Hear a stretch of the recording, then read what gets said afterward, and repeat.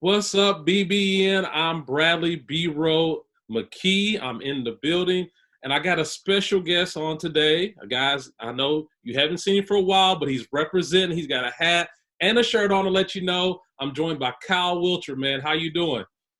Hey, I'm great. I appreciate you having me on this. You're actually my first Zoom call. So BBN got me out on Zoom. So I feel like it's a big day.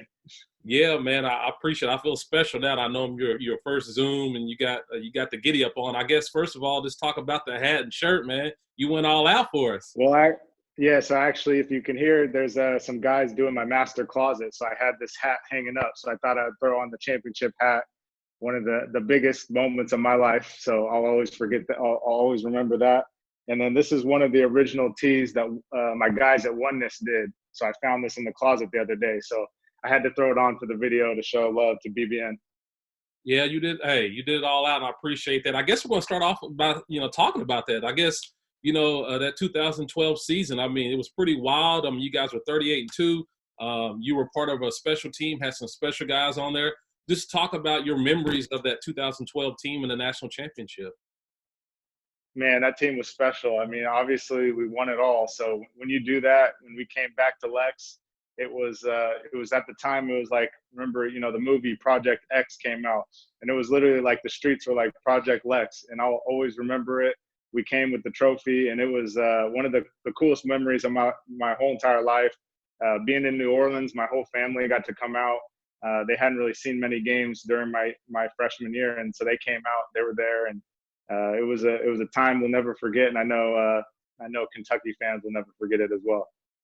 No, they haven't forgot it. I mean, they keep talking about it. They keep pressuring Cal to get another one here in Kentucky. So Yeah. all they have to hold on is that last memory of the 2012 team. I guess was there any like special moment that you really remember besides obviously winning the championship? Was there anything that else stuck out that year? Were you playing with Anthony Davis, Michael Kidd Gilchrist, Darius, all those guys? Anything else stick out? The one thing that stuck out to me was we were doing everything together. Whether it was just going to get food, we were freshmen, pretty much all of us, and we'd all hop in Darius's car. I remember he had a Charger at the time, and we thought it was like the coolest car ever. And it's just cool looking back now. All these guys in the NBA, even myself now. If I want a new car, I can. I'm in a fortunate position to go buy one. And like at the time, we were just getting enough money to go get some McDonald's or what's the breakfast spot that always stays open? Oh, Tally Ho. Tally Ho. We'd always go get the Tally Ho. So just those memories are special because like we were just very innocent and like all these guys that's before they made it, and and now that they've made it, they're just all the same people. They're all really nice guys, and we all stay in touch. Gotcha. I was going to ask you about that. Who do you kind of, do you chat with on the phone or text, or do you talk Yeah. to Coach Cal even? Though, what are some of the people that you kind of keep in touch off that team? I guess when you're obviously traveling and playing your basketball. Yeah, for me, I've been in contact recently with Willie Cauley Stein. That's been my guy, and then those everyone on that team, like we might not talk for months, but as soon as we get a FaceTime call from each other, we just pick up like where we left. So, Coach Cal, and Coach Kenny Payne were really big in my life. Coach Orlando Antigua, so we've been in contact over the years. Coach Cal sent me a wedding gift last summer, which was really special to me because, for me, like having left Kentucky and going to another school, it was just really cool to see that those relationships were genuine and people just stayed in contact with me, So it's a part of my life. Like, even though I left, like I'll never forget it. And I'm just very appreciative that I was able to do so in like a good manner. Yeah, most of the time, everybody always thinks when you leave a school, you leave on bad terms, but obviously you left on good terms.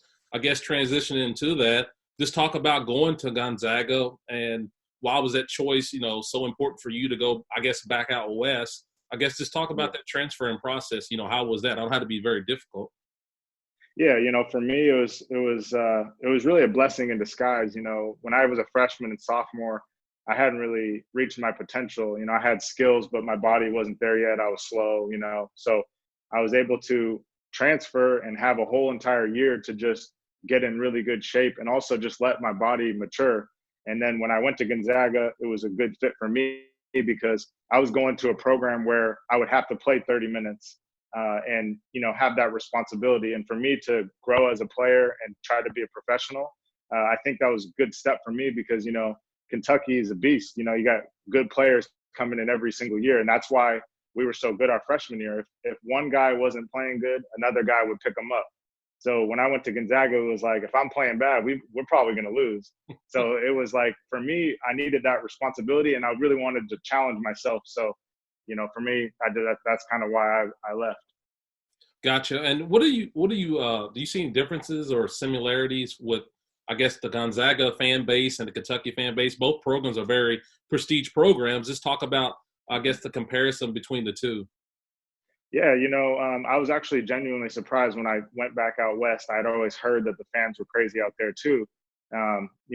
It can't compare to the size of Kentucky fan base because, it's just a bigger school. Because when I went to Gonzaga, it's a smaller school, but it's the same kind of craziness. Like every basketball game, people are camping out for them to get tickets, and it's a crazy atmosphere, and it's a college town. So getting to play for two programs like that, for me, like it was a dream come true, as a kid. Yeah, I mean, I guess now people are probably wondering, like, hey, what's Kyle Wiltjer up to? Where's he playing? I guess just tell BBN and some of the people out there, what have you been up to and where you've been playing at professionally? Yeah, my first year out of college, I decided to turn down overseas offers, and I went to training camp with the Houston Rockets. And I was very fortunate to have a coach there and a system that really fit what I did well. So I was fortunate to make the roster my first year, my rookie year. I think I played in like 12 total games, so I didn't really play very much. I went up and down between the G League, which was really good for my development as well, because you get to go down to the G League and you just get to play 40 minutes. So it really gave me an opportunity to work on my game. And then my second year, I actually went overseas and I played in Greece. Third year, I played in Spain.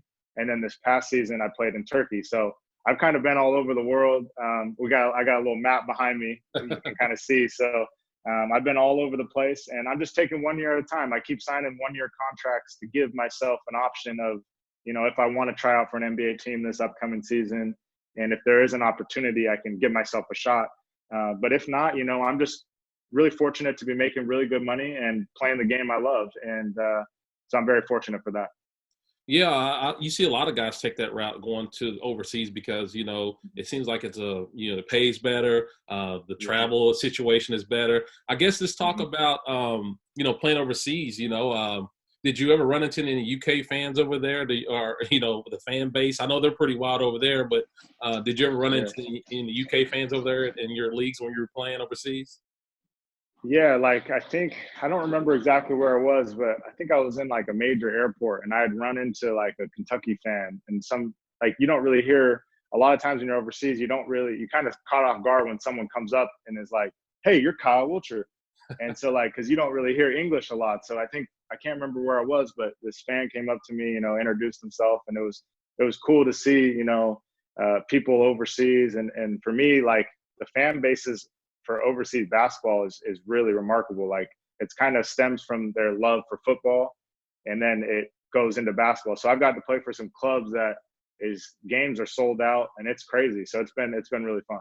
What are you kind of doing now to kind of keep yourself in shape? I know we're all quarantined in the house, and I know you play ball overseas, so you got to stay ready whenever it's time to go back. So I guess let me ask you, what are you doing? What is your workouts? Give me your regimen of every day of trying to stay in shape.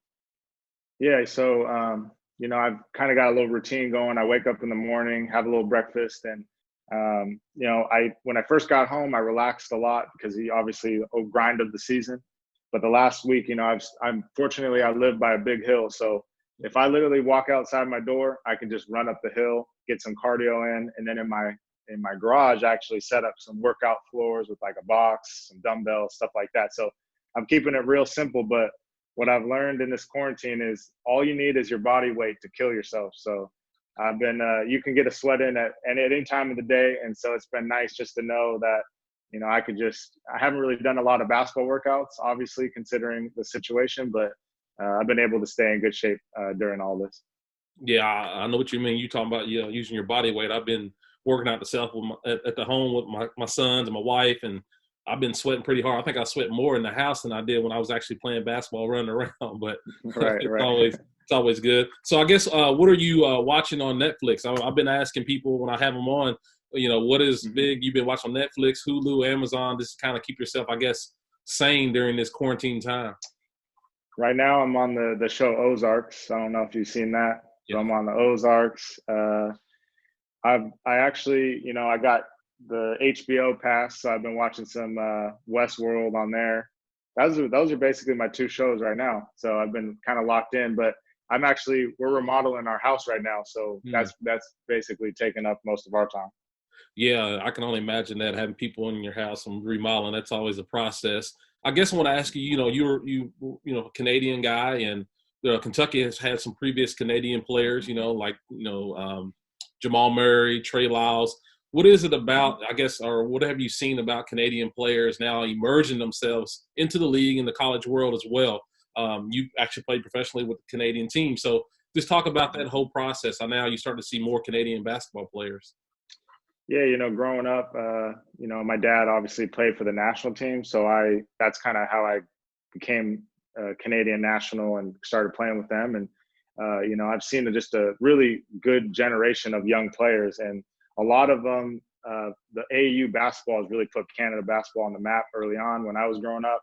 And then now that a lot of Canadians are coming down to play in the States for college. So it's kind of creating this pipeline, from NCAA to the professional level. And last summer I played with the national team, and it was one of the best things I've done in my life. It gave me a whole nother level of international exposure, and it's really helped my professional career. Just, playing against you're playing against grown men. You'll play one game against 38-year-old who's strong as hell, played international ball for 20 years. So it was really cool experience. And, Canadians, if we get everyone together for the Olympics next year, we should be good. Yeah, I'm hoping that all will happen, because I'm tired of watching reruns. I want to see some live basketball. I want to see Right. some good basketball, And I guess I'll get you out on here, on this. If BBN, they're obviously watching this, what do you miss most about being in Kentucky? Obviously, you won the national championship, the fan base and all that. What is one of the things that you miss the most, or several things that you miss about, playing at Kentucky?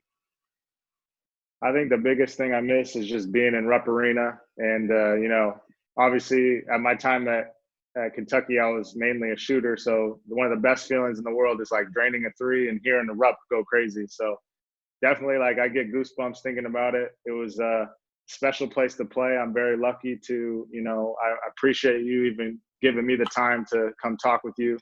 And, I'm just thankful, and I appreciate everyone for the support, and I hope everyone's staying safe during this, crazy times. Well, hey, man, how it is at BBN, man. They always show love, no matter if you're there for 1 year or 4 years. They still love you. And like I said, I want to say thank you. I appreciate you taking a little bit of time with me. It's always good catching up with you, man. I always wonder how you were doing playing ball and stuff. So I was like, hey, I got to reach out and get my man Kyle on. So, that's why I reached out. Appreciate it, man.